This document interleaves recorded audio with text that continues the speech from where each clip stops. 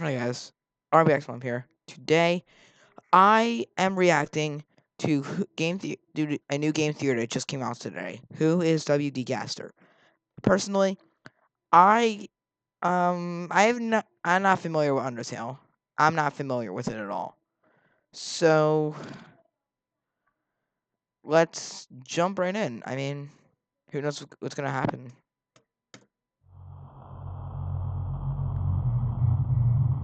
Beware of the man who speaks in hands. Really?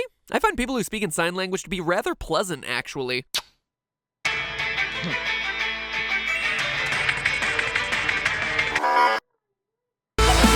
the heck?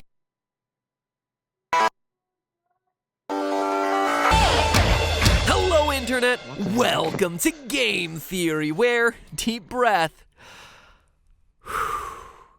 I think I'm finally ready to tackle Undertale again. But overly dramatic game theory voice aside, I gotta be honest with you, I'm scared of this game. So before we begin today's episode, I need to take a moment to level with you all, because it's time I pull back the curtain of the show a bit and address a couple things. Now don't get me wrong, I love this game. I really do, but doing episodes on Undertale have been some of the worst experiences that I've had in the 6 years of doing this show. The first was You've been doing Sans' this for Nest, 6 a years? theory I was so GG, excited to MatPat. share with you. In fact, it was one of, if not my favorite episode that we had done of game theory to date, because it allowed me an opportunity to talk about one of my favorite franchises growing up, Earthbound, as well as one of my favorite modern franchises of Undertale. And it was a fun episode. Now don't get me wrong, did I in any way think that this was canon lore to the series? No. Of course not. I didn't think that Sans is actually Nest. But at the end of the day, these are theories meant to get you to think about things from a different perspective. And let's be honest here, there are a lot of similarities between Earthbound and Undertale, okay? From visual design to actual sound effects to even the timelines of the games. But the overwhelming negativity and ridicule that that video got was just crushing. It sucked, man. And don't get me wrong, I have gotten used to dealing with internet hate over the years. I've gotten through the Sonic is Slow controversy. I've had literal petitions written to remove me from the internet for slandering Mario's name by calling him a sociopath, but this one hurt. But it was nothing compared to the next time I talked about Undertale on the channel, when I was selected for the honor of meeting Pope Francis as one of the first 10 digital creators to introduce him to the world of online video. And as part of that, we were expected to give him a gift. So I gave him a copy of Undertale and then made a video talking about that. One, because it was such a huge honor for me, but two, because I was excited to share it with you. This was our achievement as a theorist community, as gamers, as online digital creators and people who love online things. And the hate that video received in the first week. I mean, this was a video where I specifically talk about accepting others and saying no to hating other groups of people, and it got hate. You gotta love the internet sometimes, man. Now, I tend to stay quiet in situations like that, since I've learned that fighting back only seems to make the problem worse. But since I'm talking about Undertale, and since I know all of those comments are going to come flooding back on this video, I figured, let me address some of the misconceptions and errors that were leveled against me when I first released that video. One, I talked to the Pope about cyberbullying in schools. I did not, as many people wrongfully accuse me of, waste his time talking to him about video games or gamer problems. In fact, my entire conversation with the Pope is available on YouTube right now. If you had actually taken a couple minutes to do research before assuming and accusing me of things, would have actually saved me a lot of sleepless nights. Two, the gift of a game was symbolic. Of course the Pope isn't gonna play a video game, but three, if you thought that the gift of a video game was bad and had problems with that one, at least it was better than a surfboard, an illegal tree, and a YouTuber's self-written book about themselves. All things that the Pope also received as gifts that day. Which leads me to number 4. Yes, obviously other games talked about peaceful solutions before Undertale, but geez, I liked the game, it was recent at the time, and it was the Pope's Year of Mercy. And I don't know if you've noticed, but the word mercy appears a whole heck of a lot in Undertale. And lastly, number 5. I was selected via an application that I submitted for this opportunity as a representative of America, as a representative of gamers, and of online digital creators. I know a lot of people were upset that I was selected, and I'm sorry if you don't like me. But as someone who tries to advocate for science, logic, and critical thought, I did my best to put a good foot forward for all 3 of those different categories. And you know what? I did my best. I tried. Anyway, enough of me talking on camera. Let's hop back into the video, because no need to see this on camera anymore. I just thought it was important to talk to you. Mano a mano. So, as you could probably tell, after those 2 videos, I wasn't super enthusiastic about tackling Undertale too much. Anyway, in the wake of all the tension going on in the world lately, I played through Undertale again, and was filled with determination to try and do another episode on it. It was the most requested episode you loyal theorists wanted back when the game first came out, and to not cover it felt like just leaving the series unfinished, and I'm not the type to give up. So here we are, back in the ring for round 3, to answer everyone's biggest question about the series: who is Gaster? From what I can tell on Reddit, despite all the theorizing in the months after the game's release, it looks like most people ended up throwing in the towel, writing this mysterious character off as some code Toby Fox tossed in at the end of the development of the game to get people speculating, but without ever coming up with a fully fleshed out story of his own. I, however, disagree. After looking at all the evidence from a ton of different sources, in the game itself, in the game's code dug up from places like the Underminer community, from Toby Fox's own statements and my own scientific look at things, I think you can come up with a fairly solid theory of who Gaster is and what happened to him. So no more sins crawling up my back. I present to you my theory on WD Gaster.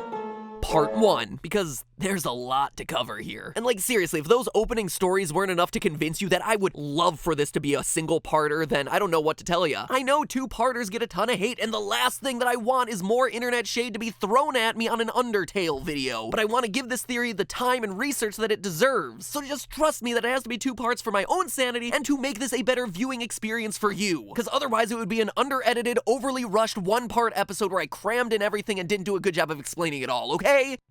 Wow, I am unloading all sorts of emotional baggage on this episode. All the stuff that has been weighing on me as a creator for the longest time. Let's start off with the easy stuff to get everyone on the same page, since it's possible that some of you are like, I've played Undertale all the way through 3 times. Neutral, Pacifist, and Genocide, watched Jack, Felix, and eventually Mark play it and still have no idea who you're talking about. Well, that's because your chances of running into any evidence of this character in the game is a slim 2.8%. That's right, I did the math. In other words, you could play through the game 100 times and you'd only find references to Gaster about 3 of those times. Holy Temmy Flakes, Batman, those are some slim chances. So let's back up for a bit and quickly talk about what we know about this character for sure. The first hints of Gaster came from the River Person and his now infamous line of "Beware the man who speaks in hands." Now obviously this got players more excited than an annoying dog with a stick, since, you know, there's no one in the game who does anything close to speaking in hands, and in a game already full of hidden secrets and vague clues, this appeared to be another big one. So they started digging. What they found were 4 gray NPCs, labeled in the game files as Monster Kid Goner and 3 G followers or Gaster followers, with dialogue that provides us the only solid information that we have about this missing character. Through their text, we learned that Dr. W.D. Gaster was the royal scientist before Alphys, was responsible for building the core, i.e. the structure that provides magical power to the underground, and that he disappeared after falling into his creation, getting himself scattered across time and space. Although he may not be physically present, he's supposedly always around, since these guys are all super reluctant to discuss him openly. And beyond that, mostly everything else is speculation. There are these Mystery Man images in the game data that many speculate might be him, but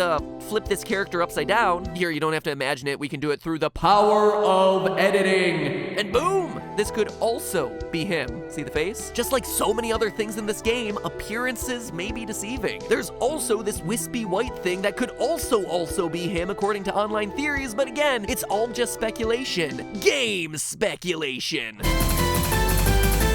So where does all this speculation end up and the theorizing begin? Well, theories are hypotheses supported by evidence, so let's start gathering evidence. Now, whether or not the gray NPCs show up is based on a weird stat programmed into the code called the fun value. Basically, whenever you start a new game, Undertale picks a random number between 1 and 100. Depending on what number you get, different things happen in the game. It keeps things spicy, and also keeps things really similar to FNAF when you come to think about it. Seriously, are we sure that these 2 fan bases really hate each other? Cause no joke, show between wacky animal hijinks, hidden plot mysteries, random Easter eggs, and large quantities of murdered children. The two franchises are a lot more similar than I think people want to admit. Anyway, these gray NPCs show up when the fun value is at 61, 62, 63, or higher than 90. And even if the number is there, they only have a 20% chance of showing up per game, which is why your chances of ever even seeing them is so low. Even creepier, if you have a fun value of 66, this eerie gray door appears in Waterfall.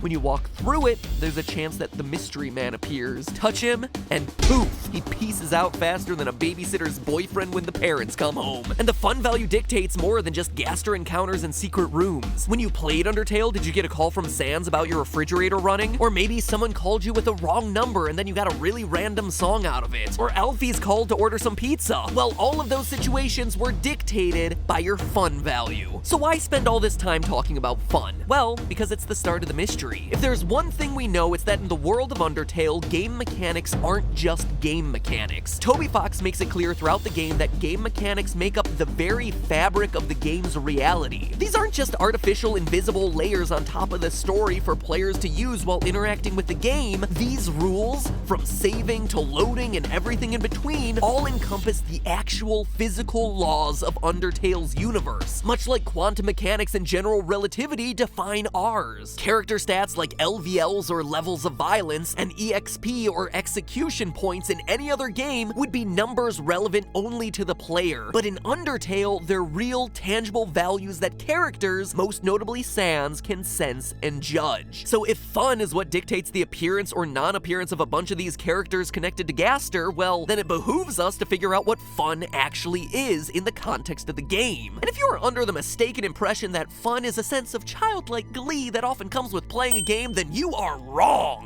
You're just wrong! The fun value in Undertale is the embodiment of the very real theory from quantum mechanics known as the many worlds interpretation. It's a favorite of mine here on Game Theory, applicable to everything from the Zelda timeline to the Pokemon universe, so since we've covered it a few times, I'm not going to go in depth here. Click the eye icon in the upper right hand corner to check out those videos where I spend a bit more time explaining it. Long story short, the many worlds interpretation involves the measurement of photons and wave particle duality, but in a nutshell, imagine you're starting a new game of Undertale. You have the option of either going true pacifist or genocide. Now, in that moment, according to the laws of quantum mechanics, it doesn't matter which you choose. If you choose a pacifist run, there's an alternate reality where you went full-on homicidal maniac, and vice versa. All possible realities simultaneously exist. Each time you're presented with an option to either kill or show mercy to a new character, two new timelines are created, one for each option. And this is where we get back to Gaster and his followers. You see, if you find him, Goner Kid speaks the following line: have you ever thought about a world where everything is exactly the same, except you don't exist? Well, in my first playthrough of the game, that's exactly what happened. A world where he didn't exist. In fact, I must have gotten a really lame fun value since I didn't find anyone mentioning Gaster. No secret rooms, no one even wanted to call me. Truly,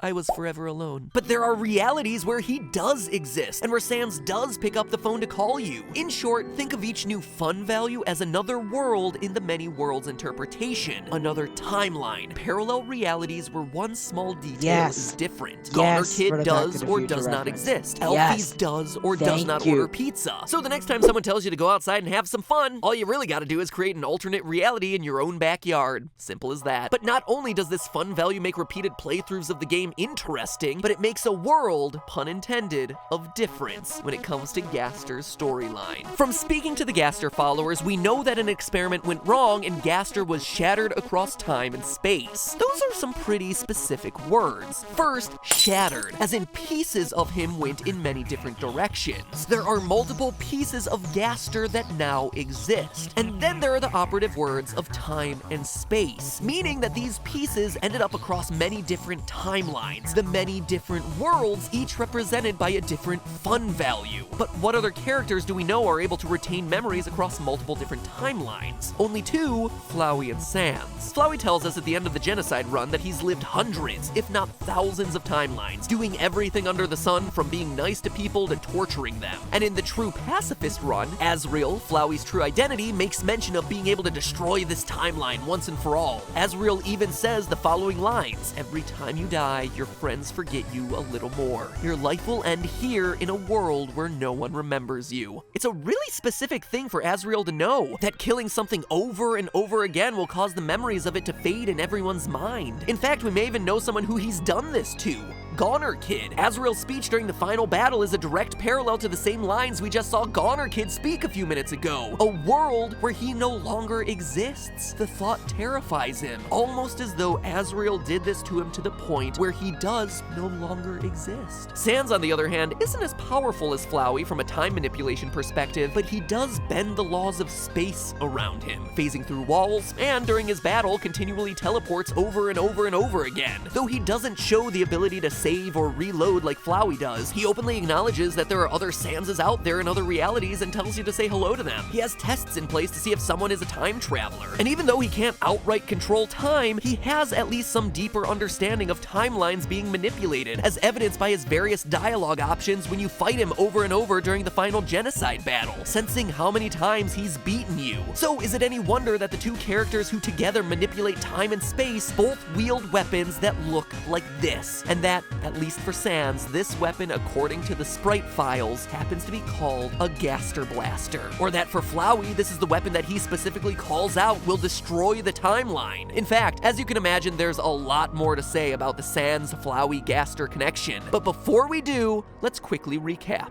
Gaster, the man who speaks in hands and the royal scientist before Alphys, is an entity only known about through his 4 followers, ones that only appear in certain timelines of the game. These timelines are ultimately dictated by a random fun value. With him being shattered across time and space, he must share some connection with the other 2 characters that seemingly straddle time and space, Flowey and Sans, and indeed he does in the form of his Gaster blasters. But there's more. So much more. From the determination experiments to information found in the True Lab, to Toby Fox's Twitter, to the pivotal clue that makes sense of all of this, the word search. No joke. But that's for next time, when we hop into deep lore talk, neuroscientific analysis, and much more to finally reveal the truth behind WD Gaster. So make sure you ring the subscription bell for the notification of when that video is coming out by clicking right here, and you'll be the first to see it. We're just about 10 days from now if you're watching this the day it's uploaded, so it's not that long. You know it's coming. It's not like Doctor Who Part 3, which is existing in this nebulous, non-existent world. There's a final date to this one.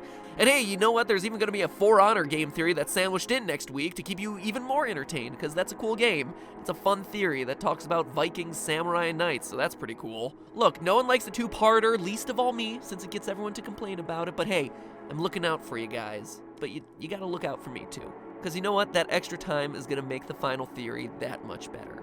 Alright? So in the meantime, remember, that's just a theory. A game That theory. can't be the end.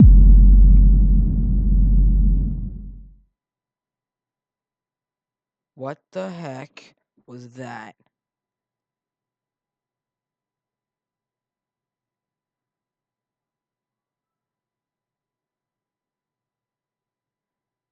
What the heck was that? Theory that talks about Vikings, samurai, and knights. Because you know what? That extra time is going to make the final theory that much better. Alright? So in the meantime, remember, that's just a theory. A game theory. What? What? Was that? Was that Gaster? Nuh-uh. Nuh-uh, MatPat. Nuh-uh. Yo, the suspense was killing me. So today's the 4th. So we're getting a Gaster theory on Valentine's Day. But however, I will not be the first person to react to it since I can't record on weekdays. This year, Valentine's Day is a Tuesday. So yeah, that sucks. Anyway, guys, thank you guys for watching. If you did enjoy this, please be sure to damn on that subscribe button and even Gasterify the like button. I don't know. Like, the Gaster blaster that I keep mentioning this. Whatever one it was. But whatever when it was still cool. Whatever what whatever it was called. So, thank you guys for watching. If you enjoyed this, give me a big blue thumbs up. Subscribe to my channel. Share this to Facebook, Twitter, and your friends. And you can even send it to anyone really, but like even comment down below what were your thoughts. Trust me, this video I cannot wait for part 2. MatPat makes really great theories on the games like this. Back when Sister Location was about to come out, like you never really knew what was gonna happen, but when the second part came out, things got a lot better. But hey, like he always says, it's just a theory. A game theory. Thanks for watching. I can't do it, MatPat. I can't do the intro like you can. But so, peace, love, and RBX.